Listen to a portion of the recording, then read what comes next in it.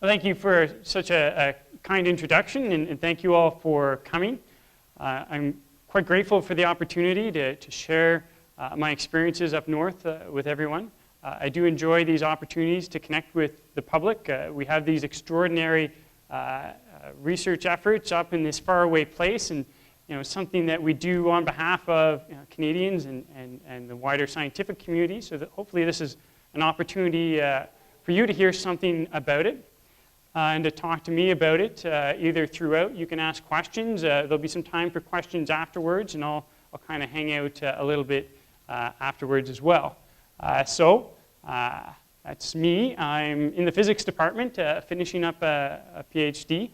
And so I've been going up to the high Arctic since 2012. So I've got lots of photos to draw from. And as Professor Murphy said, I'm quite involved with education and advocacy as well. Really, the biggest part of this slide is I look forward to your questions. I can't really cover everything. There's just so much to talk about.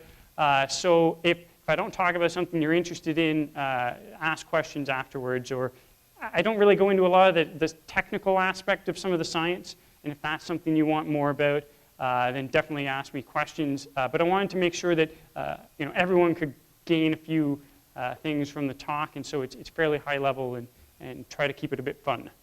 I'm not posing for this photo. It's a very talented photographer friend of mine caught me at just the right moment. We were out at a bit of a lookout point, and I'm going to get into what the scenery and what the experience is. But this is all part of this broad idea of atmospheric science. And really, this broad field is interested in, well, how do we kind of understand and measure the changing atmosphere?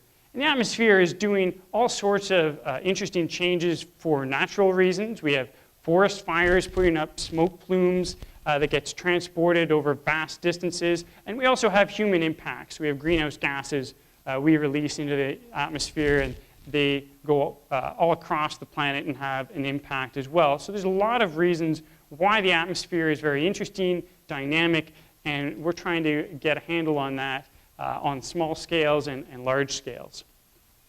But a couple of comments first about the atmosphere. It's my field, but it may not be yours.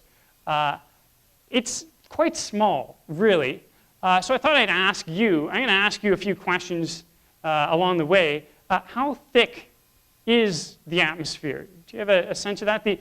The Earth, just a reminder, is about 6,400 kilometers in radius. It's quite large, the planet. But what about the atmosphere that we rely on to live? How thick do you think that is? Any guesses? We might have a scientist in the audience. It says 120. It's actually kind of tough to say this is where it stops, but yeah, about 100 kilometers or so is the general kind of measure. There's still a bit of atmosphere above it, and there's actually, most of it's very concentrated near the surface.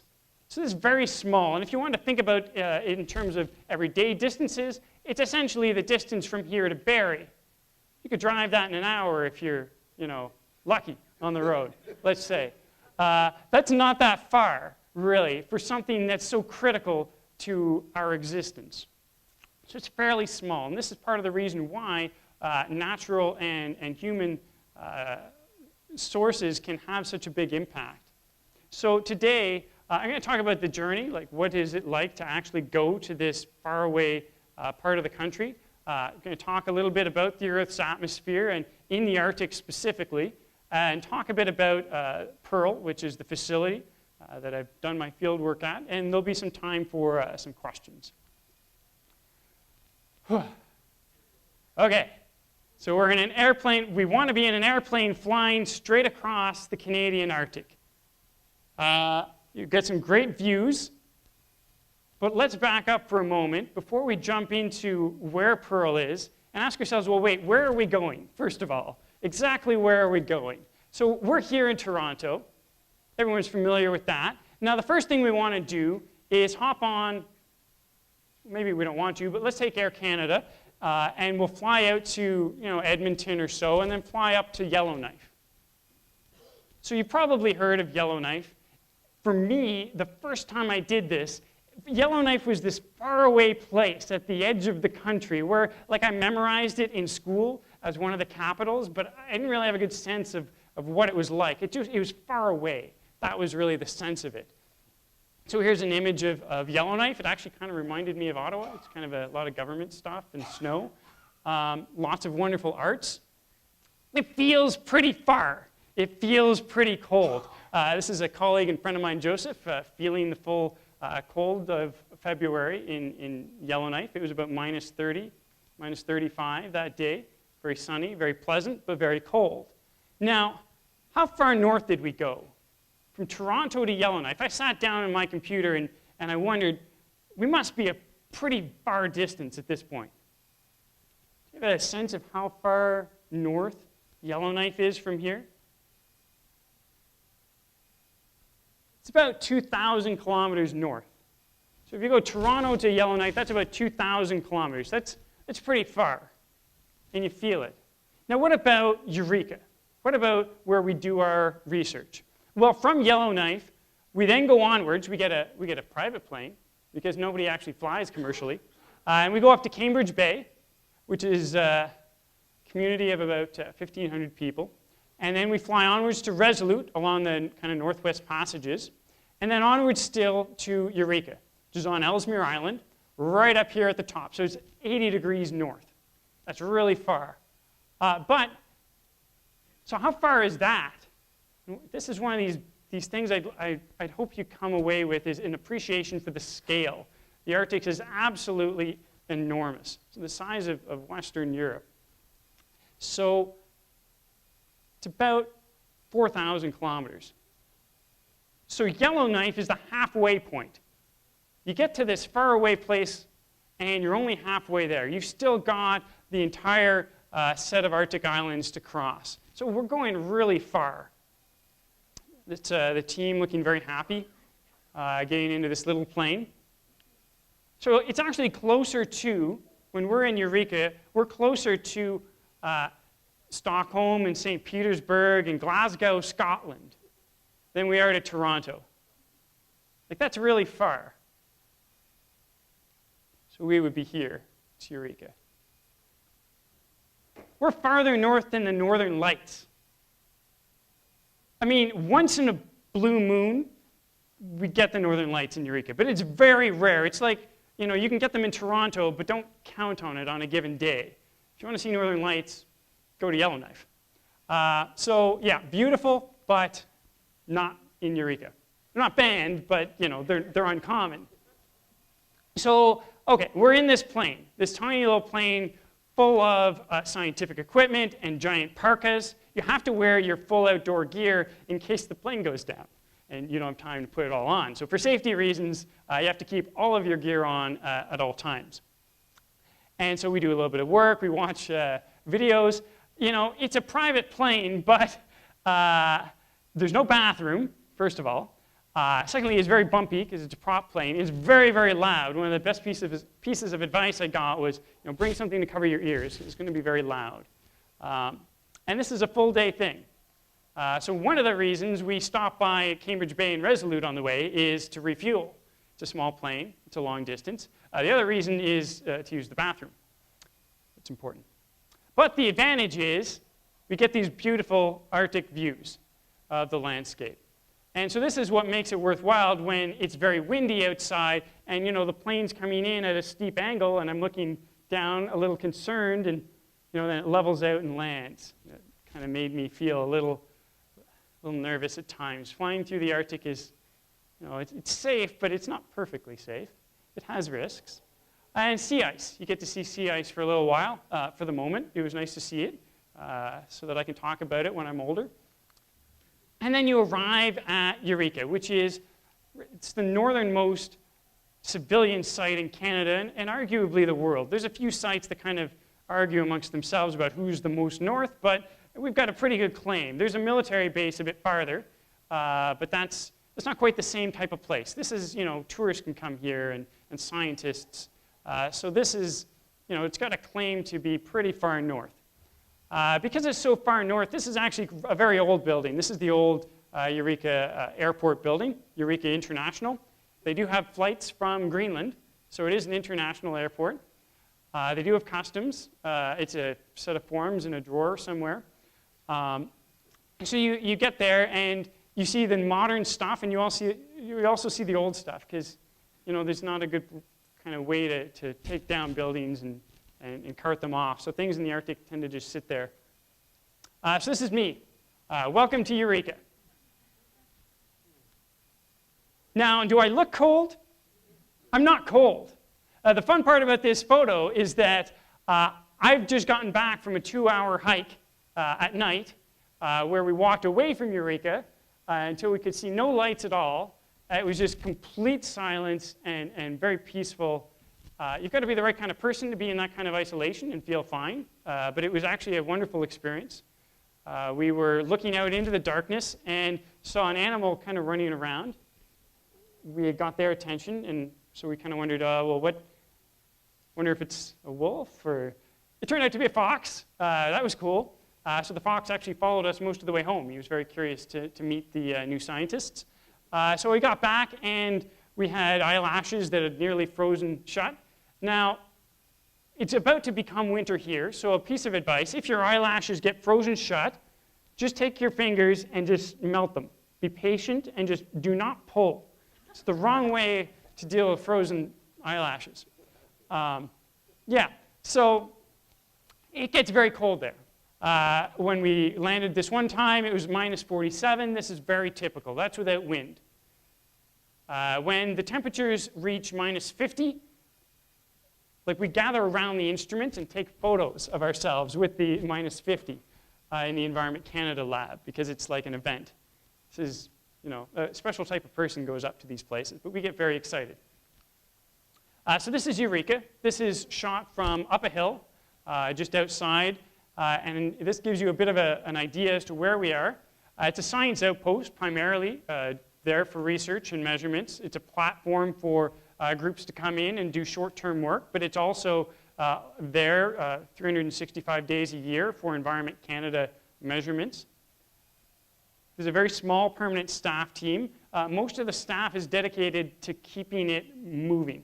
You've got a mechanic there, you've got technicians, you've got people to make sure that this little town with water systems and electricity and everything you need to have a little base continues to work. And you've got a couple people that do weather observations. The weather station is here. That's like the main thing here in Eureka. You've got power generation, very important for anything that you want to do. You've got laboratories. These look at stars, actually, star photometers. And off to the side here is a hydrogen shed. We keep that a little bit of distance because they deal with hydrogen gas, which is a bit dangerous, so you keep that off to the side and you're very careful about it.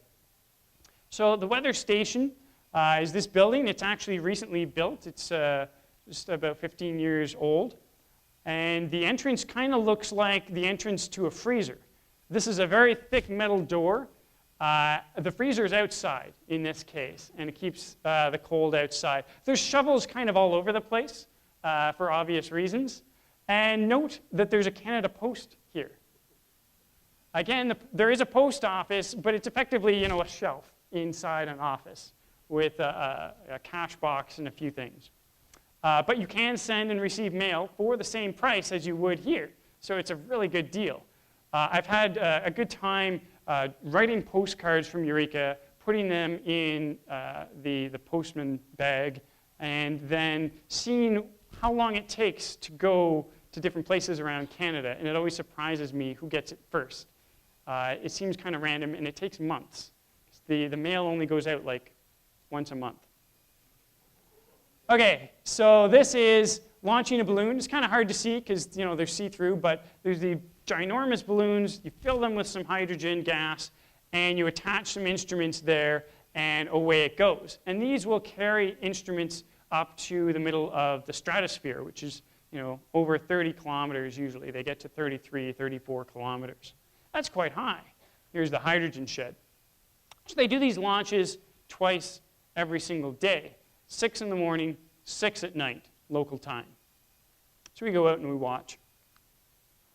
So this is kind of something that struck me when I entered the field. The international cooperation, because we all share the atmosphere. And the pollution that we release, or the forest fire smoke that we have here, moves across borders. And so there's this interesting cooperation. All of these points are where radiosondes are launched every day at the exact same time. It's an enormous international coordinated scientific effort. And I think it's just fascinating. It's over 1,000 sites now. It used to be 2,000, but there's a lot of satellite measurements and other things now. So it's decreased somewhat in recent years, but there's still 1,000 sites coordinated and sharing data. And I think that's fantastic. This is the most popular tourist attraction in Eureka. It's the 80-degree north sign. So this is between Eureka and the lab where I do my field work. And so you're driving along this remote road and you pass 80 degrees north. So we all gather around, get our photos. It's pretty fun. So we're in Eureka now, and we want to go to the main laboratory. So that means we have to drive along this remote, desolate Arctic road that really only we use. There's no CAA. You gotta, if something goes wrong, you have to fix it. But I thought I'd point out, so this is the road, part of the road. It's going along this ridge up high to 600 meters, and that little kind of blurry red dot at the top is the main lab. But it's actually a polar desert. People kind of wonder, well, how much snow do you get there? There's actually not a whole lot of snow. I'm going to come back to this a few times. It's because very low humidity, not a whole lot of precipitation. You can kind of see that there is snow, but there's also rock you can see right through, so it's not very thick. Nonetheless, you should be, if you're going to go, prepared to shovel. Because even though there's not a whole ton of snow, there is a lot of wind, and you get these storms that blows it all around, and then it seems to collect in drifts in very particular locations. And it seems the favorite location for all the snow to collect is the road that we use. It just kind of attracts the snow and puts it there in our path. Now sometimes our technique is to just try to blast through it in the truck. We have a great big truck and very skilled drivers, and we just kind of blast through. It's a bit fun. And then sometimes that doesn't work. And we get very much stuck on top of a snowdrift in the middle of nowhere. So everyone gets out, and we shovel the truck out. And this is a bit of an equalizer. Everyone's stuck. You're in the middle of nowhere. So it doesn't matter whether you are a professor of prestigious note or you're a brand new master's student. Everyone grabs a shovel, and it's going to take a while. But together, you're going to get yourself through the snowdrift. So this is prestigious Professor Tom McElroy shoveling snow, in fact, leading the way in a team of graduate students and other researchers. They were thrilled I was taking photos instead of helping. In truth, there was only 3 shovels, and we were sharing. So I said, you'll thank me later. I'm going to tell the world. So this is the road. And in the background, you can start to see this jagged outline of this mountain chain that's always kind of hanging off to the eastern horizon. It's called the Sawtooth Mountain Range. And I think it's one of these things I tried to get lots of photos of. It's fantastic. It's very mountainous. There's lots of fjords. It's a really interesting geography in this part of the country. This Environment Canada vehicle traveling up the road to say hello. So while we're traveling around Eureka, we're doing our science. Our emphasis is physics and chemistry. But we're always looking out the window to see, well, are we going to see any cool animals? What might we see up in Eureka? Do you have any guesses? What might we see? Yeah. Seals are a really good guess. But in the wintertime when I go, all of the liquid kind of waterways are frozen, so we don't get seals during the winter. Any other guesses? Think land. Yeah. Ooh, that is one of my favorites. Arctic foxes is definitely one. Is there any others? A hare. Ooh, a hare. Yeah. And the Arctic hare, yeah? Hold that thought for just a moment, because I want to point out that he's on his back legs. And I've got a video at the very end, it's really neat that they kind of pop up and they actually run and walk around on their hind legs a lot. It's very Animal Farm. It's a bit unnerving at first, but I've decided that it's actually quite cute, and so we go out and see this is a game. They actually blend in very well with their surroundings. So we're always looking at the window looking for the Arctic hare. They spend most of their time, again, there's only a little bit of snow, so they kind of brush off the snow and they look for the little grass underneath, and that's what they eat. So what is this? A muskox. Yeah, I didn't know about them prior to joining the team, but I learned quickly because we're driving along the road. This is literally just not that far off the road. We saw them, a whole pack, and we got out and we kind of wandered over, and it was like, and they ran away. They're very timid. They're vegetarian. They run away. They're not too aggressive, so you can kind of walk over, take a few photos. This is not that close. I have a very, very nice camera and nice zoom lens. But they're pretty interesting looking creatures. Very peaceful, kind of hanging out. He's hiding his nose. He's kind of just peering over. So the fox that I've seen on a few trips, you can kind of see that he's in a hole. So he's in his den. He's got a little home here on the side of it's kind of a cliff, really. You'll see it in a moment. He's kind of just peering out, watching for what's around. The foxes are incredibly cute, very interesting animals. You can kind of see this is his home, and he's on the side of this kind of this steep hill. They're very curious, but they're very skittish, so they get a little nervous when people are around. They run away. But every once in a while, they get curious enough to really wander over and say hello.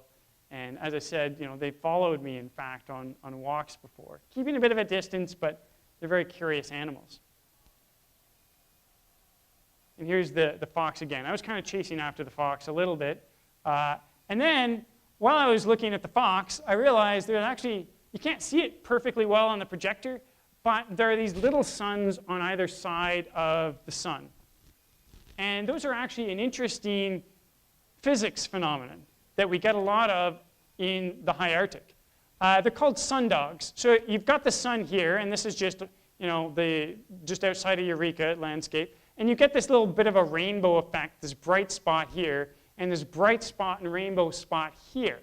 And the reason you see this, it looks really cool in person, is that there's little ice crystals that are suspended in the air. And so light from the sun is going through these crystals, and then you get a little bit of refraction, and it turns out that they create not only these kind of sundogs, these parhelia, but also creates this circle around the sun at 22 degrees. So you get this gigantic circle that's kind of a bit of a rainbow.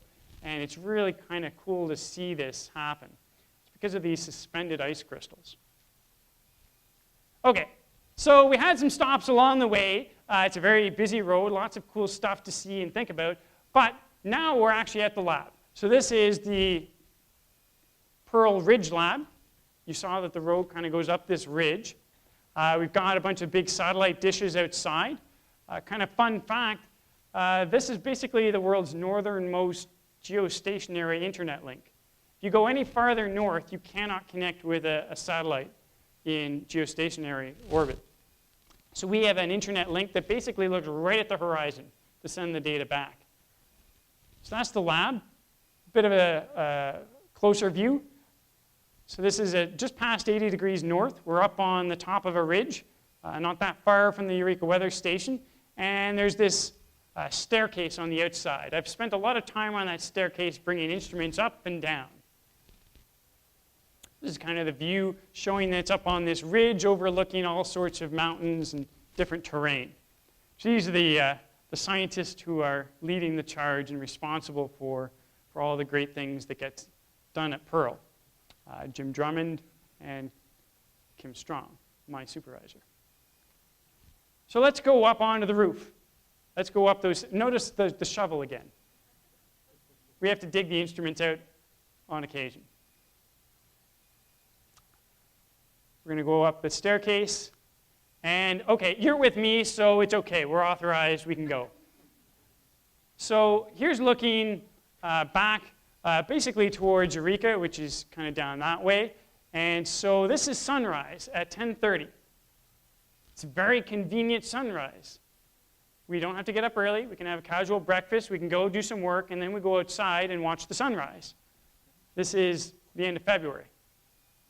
And we've got some instruments on the roof. So this little dome here is bringing in sunlight, sending it down into a laboratory beneath, and breaking it apart and using that sunlight to create maps of the atmosphere. We've got a variety of other instruments, a lot of stuff on the roof. And you see this fjord and waterway back out here. So sunset then, so the sun was over here, sunrise over here, went that way, and then sunset around 2:30 in the afternoon. So again, it's very convenient, right? Get to see the sunrise, sunset, only a few hours of daylight. And this is the team installing new instrumentation. So we tend to go up during February, March for a few reasons I'm going to touch on.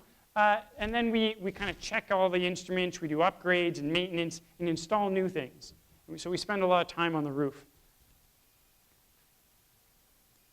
So let's talk about this unexpectedly short day for a moment. A day that lasts only a few hours. See, here in Toronto, how much daylight do you get today? Does anyone know, like, how long is today going to be? Do we get, like, what? 5? Yeah, not that much, right? Less than 10 hours of sunlight today. So in Toronto, you know, it varies. So today we've got just under 10 hours, kind of 9 hours of sunlight, something like that. And in the summer, we get a lot more. We get, like, 16 hours. So it varies over the course of the year. Now, if you're going to Yellowknife, which we know is 2,000 kilometers farther north, you get a bit more dramatic change in the sunlight. So there, in the summer, they get more than 20 hours of sunlight. That's quite a lot. And today, they're going to get like 6 hours. So they get a lot less than we do. It feels kind of dark early here, but it gets even darker earlier there. But what about Eureka? How many hours of sunlight do you think they get today?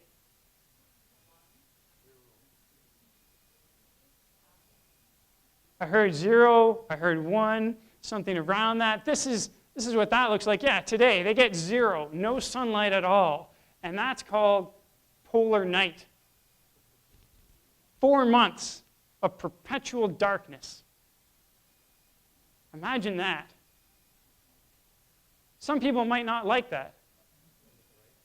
But if you're an astronomer, maybe this is amazing. So the astronomy community has considered putting a telescope up there. It's a pretty cool idea. We're also interested in that. I mean, the lack of sunlight has impacts on chemistry and other things, but it's also perpetual daylight for 4 months. So this rapid change in the amount of sunlight. So I thought I'd ask you a trivia question. On what day of the year do all 3 of these places have the same length of day, the same amount of sunlight?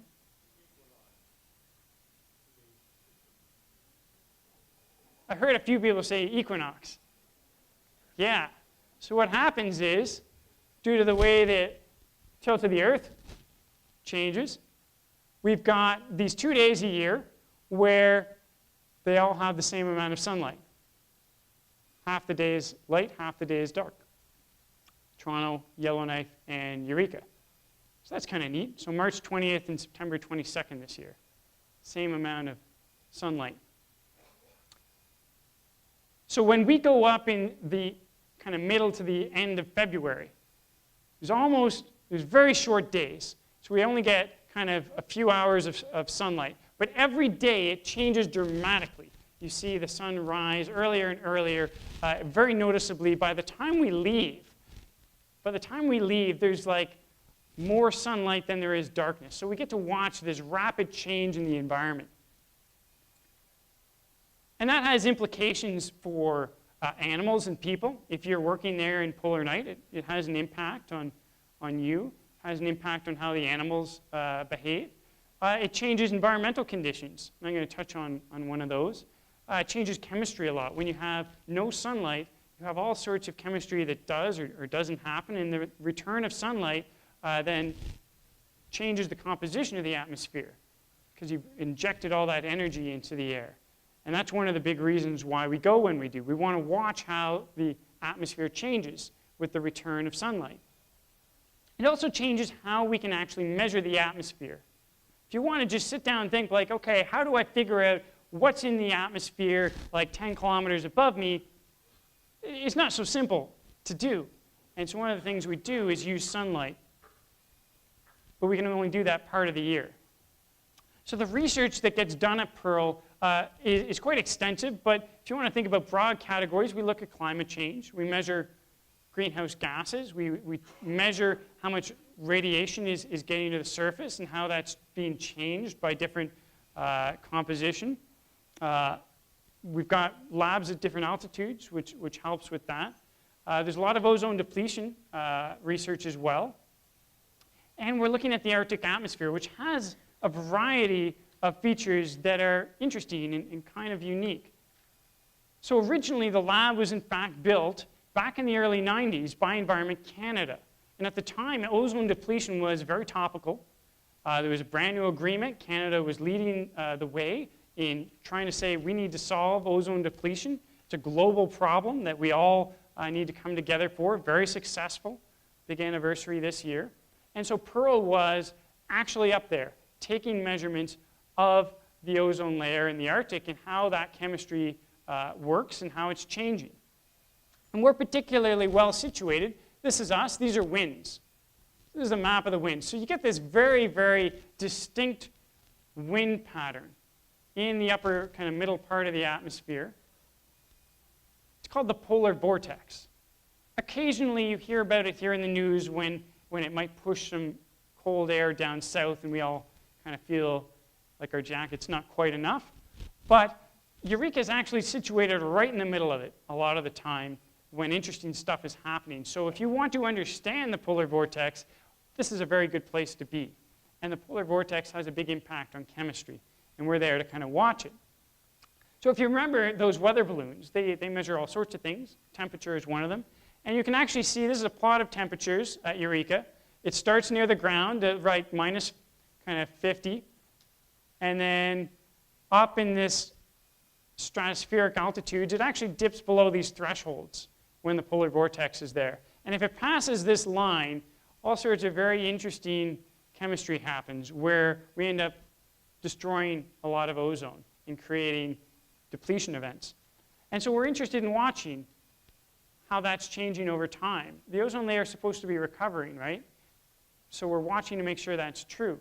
But something interesting happened a few years ago, and that was Canada's first Arctic ozone hole. Ozone holes were something that happened in Antarctica. Many of you may recall. But we've actually seen it now in the Arctic. Now, there is scientific debate about that term, ozone hole. Many say significant ozone depletion event. But this is something that I took from the Space Agency. So the Space Agency says, well, you know, really, qualitatively, it's an ozone hole. It's a pretty dramatic piece of chemistry that we should keep an eye on. Canadians live there. It matters. So this is this little gap in ozone that we're very keen to understand. Is this going to keep happening? Why did it happen? And so that's an area of continued research. That was 2011. So you want to be there, right, measuring to watch how these things happen.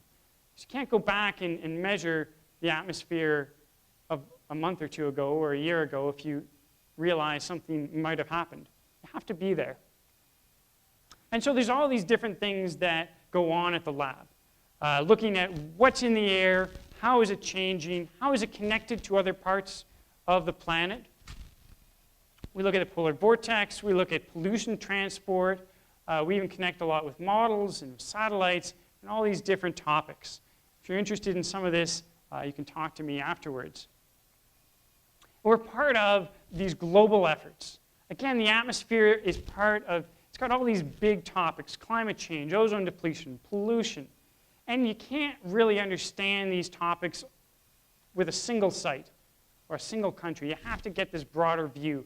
And so there's these networks set up to all share data and look at the big picture together. So this is a group that have sites all around the world looking at composition and chemistry. They have a variety of different types of instruments, but they work together. Now, there are some important gaps Not a lot of measurements, Africa, South America, the oceans. So this is something that is incomplete, but it's still a really significant project on the global scale. This is another example of a network that is looking at the carbon cycle specifically. We are the most northern site for this project, looking at the carbon cycle. And you can see we're there, and there's like nothing else for thousands of kilometers. So we are contributing a really key piece of the global puzzle, whether you're looking at carbon cycle science, or you're looking at the water cycle, or you're looking at ozone depletion, or these different topics. If we don't measure it, no one else is going to. So without PEARL, there's just a big question mark across this broad part of the Arctic. So this is a NASA model of CO2 moving around the atmosphere. I'm not going to play through the whole thing, but the point here is to demonstrate how dynamic the atmosphere is and how interconnected different parts of the planet are. So if we release pollution or some sort of gas here, that it moves all around the planet. And so this is why it's so important to have measurements across different countries and places, and to share that collaboratively to understand our changing environment. I specifically remember we were in a research team meeting a few years ago, and we were discussing forest fires. And the fact that we're looking back through the data, a colleague of mine had found this big jump in carbon monoxide and some different gases. And it seemed that we had measured in Eureka a plume of smoke that had come all the way from Europe, from Moscow, just outside of Moscow. They had a big forest fire. And a colleague that had just joined the team, Russian, was telling us, he's like, yeah, I was there. Actually, I was in Moscow doing my undergrad degree, and the smoke from the fires was so thick, like it was hard to see long distances. But that smoke, that forest fire way off there had gone all across the Arctic, and we were seeing it up at the lab. It was a really interesting moment where you realize just how interconnected everything is. That's one of the big themes of the field. So how do we actually measure the atmosphere? We have a variety of different ways. We've got the balloons I mentioned. Those get very good kind of vertical sampling as they travel up. We have spectrometers. That's me working on a portable version of a satellite instrument, actually, we brought in. This is a LiDAR, pretty dramatic. Shoots a giant laser beam into the sky and looks at some of that light interacts with very specific parts of the air, and you get a signal back into a telescope. So there's active, that's an active method where we're putting something out there and looking at its return. And then there's remote sensing through things like spectrometers that will rely on like the sunlight. So this is something that I work with, an instrument that is in the infrared lab. So on top of the roof, this is the Ridge Lab. You've been to the roof before. So we've got an instrument here that tracks the sun. So there's the sun. It's not to scale, but just for informational purposes. And so it tracks the sun, and it directs that sunlight inside the lab into this big box. Very sophisticated box of optics that's able to take sunlight and turn it into first a spectrum, a solar spectrum, the different radiation that it's receiving from the sun, and then creates maps of the atmosphere. I'm not going to get into the details of that, but what we end up with is information about dozens of different atmospheric species, whether it's methane and water and many, many other things all at once. So if you're interested in how the atmosphere is changing, you want to know, well, how much HCl do you have? How much of these other related species do you have? And you can follow them in real time as they all interact with one another. It's a very powerful method of monitoring the atmosphere, and that's why there's whole global networks of these instruments. Now, we rely on the sun. The sun is not always available. So you could use other instruments. We have a whole suite of instruments, each with its own technique and focus.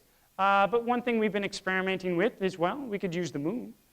Of course, the moon's not available all the time either, but we've been able to track the moon and take spectra and use that as well. So there's lots of stuff that we work on just to develop new techniques and instrumentation for how to measure the atmosphere, especially under very extreme conditions that we have in the Arctic.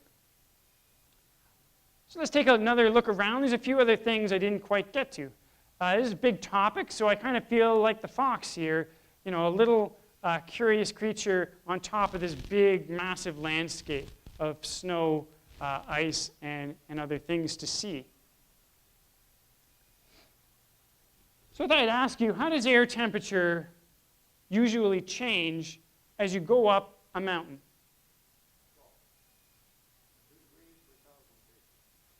So 2 degrees, so what happens? Let's say it's minus 50 in Eureka, and we're going to go up the side of a mountain. Does the temperature go, how does it change? So, but in normal circumstances, you go up the side of a mountain, and the temperature goes down. It gets colder. That's our common experience. So the temperature profile, you know, often would look like this. So you go higher up in the atmosphere and you get colder and colder. That's kind of our normal experience. If you've ever gone out to BC and driven up the mountain, eventually you get snow, even in the winter, or in the summer, sorry. I would hope in the winter. We're not that far into climate change yet. But some interesting things happen in the Arctic where it's very, very cold at the surface. After 4 months of darkness, the surface is very, very cold. It hasn't been heated at all by the sun for a very long time. And so what we get is a very different looking temperature profile. As we go up in altitude from, let's say, minus 40 something, the temperature actually goes up. And it can go up quite a lot. It can go up, this is 10, 20, almost 30 degrees. So this is what we call a temperature inversion. And then it carries on as it usually would, decreasing in temperature. And as it happens, the Pearl Ridge Lab is exactly at the altitude to take full advantage of this. We're exactly at the altitude to get the most amount of convenient warmer temperatures. So while my colleagues in Eureka could be suffering through minus 45, sometimes I get a balmy minus 15. And the difference feels like vacation when you're used to minus 50. So that's me, without a hat on, without my gloves on, doing some work on the roof, looking at the beautiful view of the fjord. Now, I did this for the photo, and then I put the hat back on and went inside. But I didn't freeze in the 5 minutes we were doing this little photo shoot.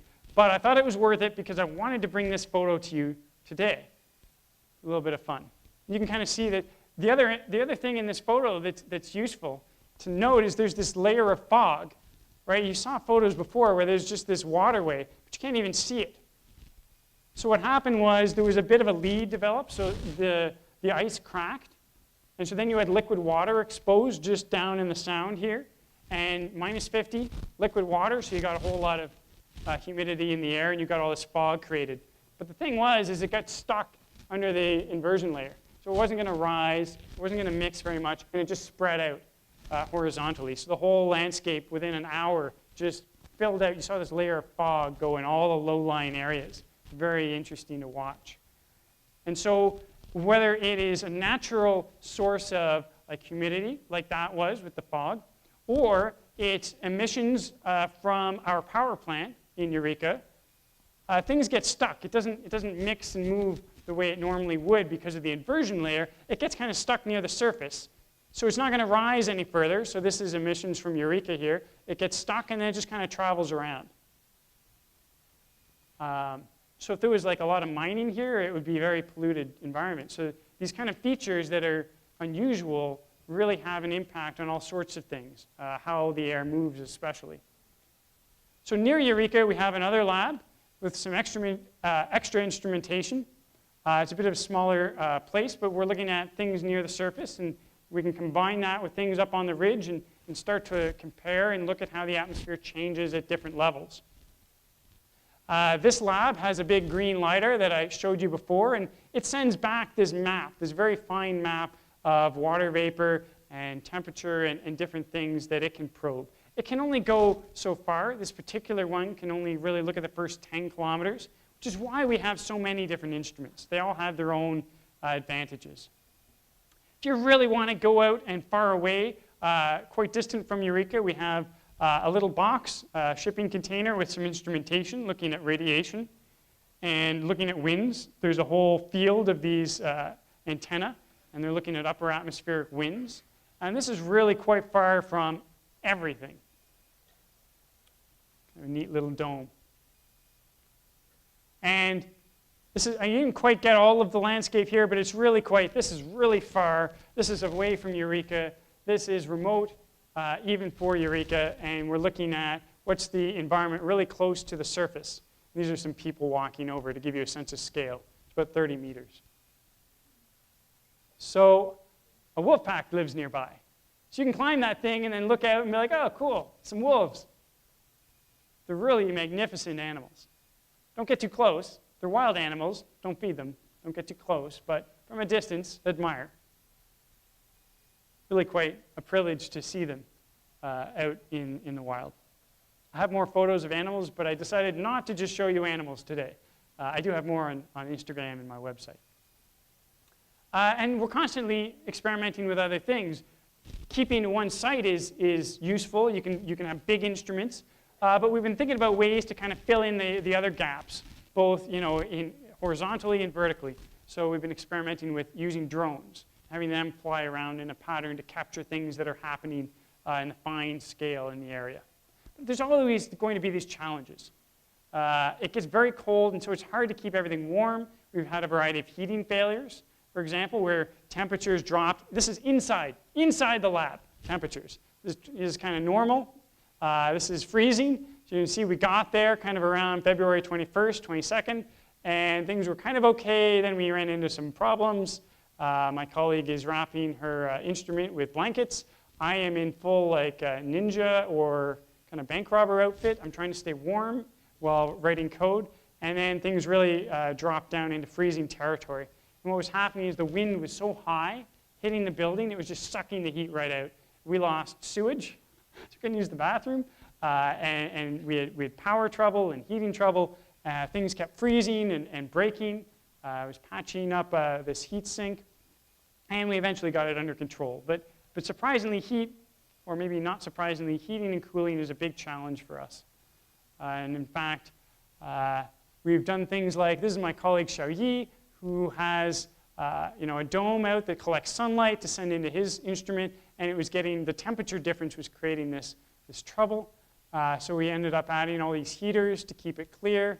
And then while he was having heating trouble on the roof, his instrument was actually overheating. So here we are in like one of the coldest places on the planet, and his instrument was overheating. So the genius solution was put it underneath the lab. So he ran some cables and worked underneath the lab in the crawl space. I got in there with him for just emotional support and to take some fun photos. And so that seemed to work. It was very cold underneath the lab. And weather as well. I told you about the snow drifts. It makes for some cool photos, though. This is just looking off from the lab, and you see all this blowing snow, picking up stuff. This is about the time where you're like, I think we should go home for the day. Go back to the station. Otherwise, you get stuck there. There's just one last thing I wanted to mention that we do, because it's not quite expected. We work a lot with satellites. Now, Eureka is very difficult for us to get to. If we were to leave right now and head to Eureka, it would probably take us 3 days if everything goes well. And since we have to cross the entire Canadian Arctic, if there's weather anywhere along that way, we get delayed. So 3 days is optimistic. But for a satellite, it's very convenient. It takes almost no effort if you're in the right kind of orbit. Because if you want to set up an orbit where you're looking at different parts of the planet, you're kind of spinning around the poles here. And then you're moving over a little bit and going over the pole and moving over a bit again. So you're constantly going over the polar regions in this particular type of orbit. It's very common. And so if you want to check up on a satellite, because you can't go visit them, I visit my instrument and I make sure it's working correctly. If something goes wrong, I fix it. You can't do that with a satellite, but what you can do is compare with ground-based instruments. So it passes over, takes a measurement looking down, we're on the ground looking up, we take a measurement too. And if it lines up, we're good. Okay, satellite's working correctly. And we watch over time to make sure that it doesn't drift away. It doesn't indicate that there's a problem. It used to agree, now it doesn't. We might have to think about why that is. So we do a lot of satellite validation work, not just with Canadian missions, but with international missions. But Canada has tremendous expertise and projects for satellite measurements. ACE is a Canadian satellite we work a lot with. It looks at atmospheric chemistry. There's some others as well. Odin, we've got an instrument called OSIRIS in concert with the Swedish scientists. We work with greenhouse gas data from GOSAT, a Japanese mission. The latest big climate mission from NASA is the OCO2 mission, the Orbiting Carbon Observatory. It's doing phenomenal science on carbon cycle studies. We compare our measurements to that and make sure it's doing high latitude measurements very well. So we're connected with all these big satellite missions as well to help support them. And a lot of that actually happens in this room. So this is the instrument I work with, that very fancy bunch of optics inside a plain box. And then this is actually a ground-based version of one of the ACE instruments. So a Canadian designed, built, and operated satellite mission that's been up for over a decade doing phenomenal science. And so we are taking measurements while the satellite is overhead, making sure all of it is going well. So some takeaways. The Arctic is an enormous part of our country, and very few Canadians get the opportunity to visit. And that motivates me to come and share some photos, stories, and answer some questions. It's also a really key part of some big global environmental challenges, from ozone depletion and climate and pollution. And we're contributing that vantage point to those efforts to understand them. I like this photo because, again, it's this cute fox, but he kind of at that moment seems to be curious. He's looking over that edge. This is a bit of a drop here. He's kind of right on the edge, and this goes down some ways. He's just kind of thinking about it. And I like that. I feel like that's kind of how I feel when I'm up there. I'm kind of exploring a bit. I'm in this spectacular big environment and looking for both the scenic views and the scientific views. And you've been so patient and answered my questions. I thought that I would finish with something we can all agree on, which is a video of an Arctic hare rummaging around for some food. And so it takes about a minute to play. We can all admire how cute that is, and you can think of some questions to ask me. I'm constantly asked, well, what do they eat? And again, you can see that there's not a whole lot of snow on the ground. You can see the rocks kind of poking through, and he's just kind of brushing it aside and finds some grasses. I don't know if I would eat that. That's a bit of a twig, but, you know. And you can see Eureka in the background here. We're not that far away. Essentially, what had happened was we were up at the airport to check in on something, and we looked out in the horizon. And the horizon, it's all white, but we saw these like dots kind of leaping, like white little dots. And there was like 30 of them across the horizon.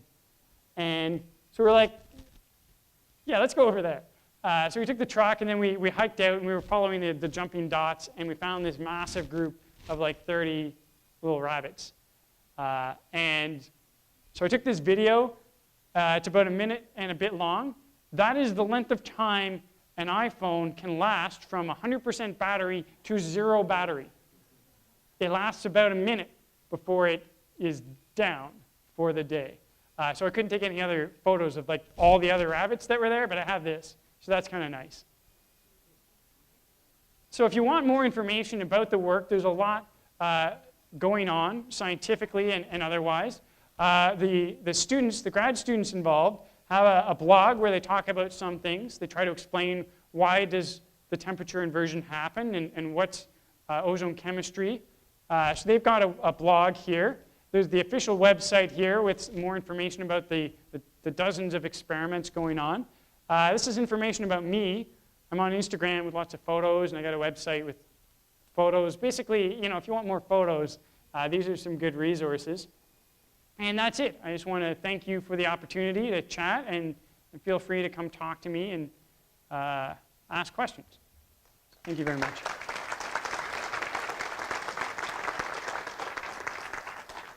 This is mine, right? Okay, I'm going to drink it now. Melted glacier. No, just kidding. Ooh. Toronto tap water. We have less of those these days. So as Dan mentioned, he's happy to take questions. I know some of you will be interested in some of the activities that are happening out in the hallway that Pueblo Science is hosting. So if you're a young person or young at heart, you can go get your hands dirty. And Pueblo Science will be coming back in here to do a kind of big public demonstration on the stage at 3:30. So you're invited to go out there if you'd like to. Are there any young people who would like to ask Dan a question before they go out and get their hands dirty? Yes?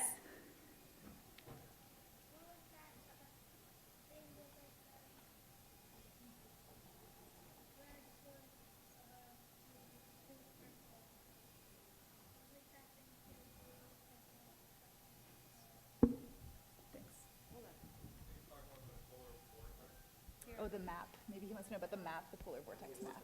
Oh. What is like that thing? Like what is that thing? Yeah, like no. Yeah, this one. So this is effectively a giant wall of wind. So it's a whole lot of wind that forms a big wall. It's a bit of a barrier. So what happens is there's a lot of heat hitting the tropics, right? It's very hot when you go south near the equator, and that heat moves north. But then this big wall of wind kind of blocks that heat. And so that means that temperatures get even colder than they otherwise would in the Arctic when the polar vortex is there. So it's a barrier to heat transport and to transport of other gases. And so it's a really interesting phenomenon that impacts the chemistry and conditions up in the Arctic. Great question. Any other questions? Yes? How did you get interested in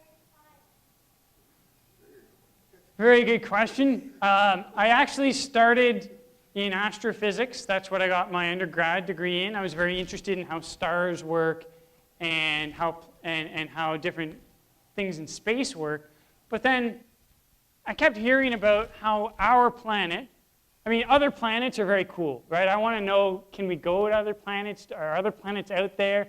But then there's all this activity about, but our own planet is changing in so many ways. So I wanted to get involved in research that tried to understand our planet and how it was changing and what we could do to make sure that it stays healthy and we stay safe. And so I was interested in things that had an impact on all of us. And the other nice part about this work was that I also wanted to go kind of explore other parts of Canada and the world. So I get to travel and I get to understand how all these different places are connected. So I wanted to understand the planet we live on better, how we can protect it, and I also wanted to go see faraway places and look for those connections. So that's why. Yes? Two questions. One is, what, if anything, is the GPS reception like up there? And secondly, the Americans have a program called HARP, the High Altitude Atmospheric Research Program, I believe, which has its conspiracy theories very exciting. Yes. Do you have any interaction with that? So first, GPS, we do receive GPS. So the GPS constellation is pretty extensive. We do get that, and we use it to do a couple of things, synchronize times and such. There is actually some effort. We don't do it. We've been talking about it, especially lately. I've been pushing this exploration. People use the GPS signal to derive properties of the atmosphere because you can use multiple GPS satellites and they curve through the atmosphere, and you can actually derive properties that way. We don't do that, but it's something we're seriously thinking about doing because it's kind of a new thing that's showing some pretty good success. But we do have GPS, and it was pretty cool to use your smartphone and see, hey, it knows where I am. How crazy is that? And then the second part was HARP. So this is a facility in Alaska We don't do work exactly like them or collaborate directly. The closest thing we have was when I was out showing Sapphire. So the Sapphire facility is very soon here. So we're looking at, well, the name really refers to the instruments in the box, but this big array kind of resembles HARP a little bit, but it's really just measuring upper atmospheric winds. It's not quite as advanced or interesting as HARP. And so far, there are no conspiracy theories about PEARL and our facility. Please don't start any. We're trying to generate positive attention on the valuable research we do. We don't want to get distracted by that. But I don't even know what to make of that. You can visit HARP, actually, very limited ways. You got to kind of arrange it with them, but it's not as secretive as people seem to suggest it is. You can read about it in like science magazines. Like, don't. Yeah, yeah.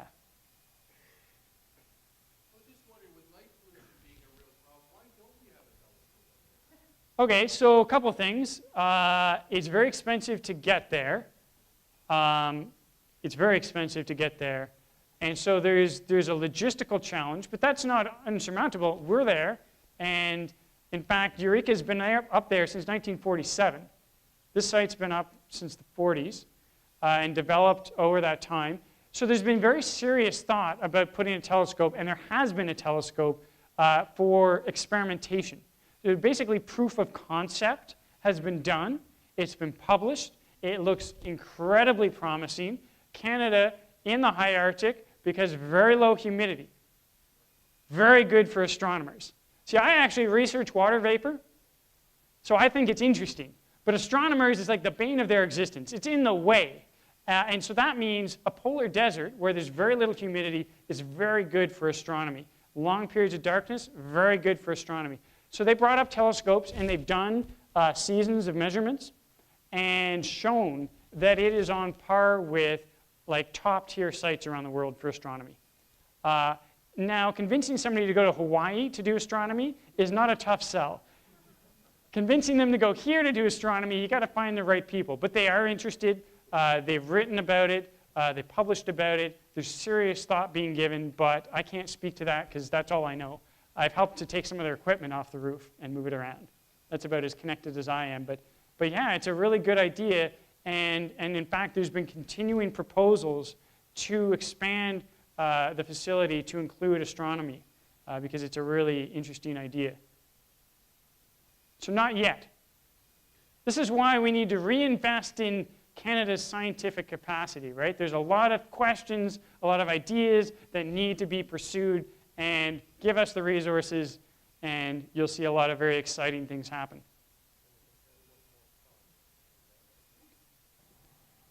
Yeah, you can see incredible stars.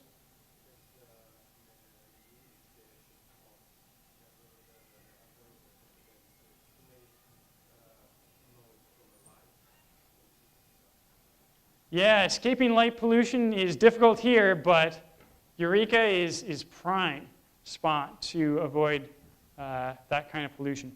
Yeah.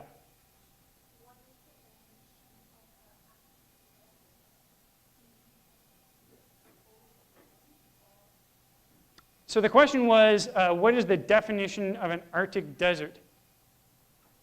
I'm not sure, but I've looked up the geographers' maps, and they've told me it's a desert, and I take measurements of water, and I believe them because there's very little water. So a big part of being a desert is humidity.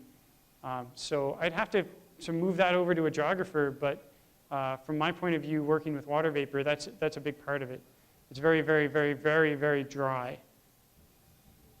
Okay, I think we should wrap that up. I'm sure Dan will be available to answer more questions one-on-one, but please join me in thanking Dan again.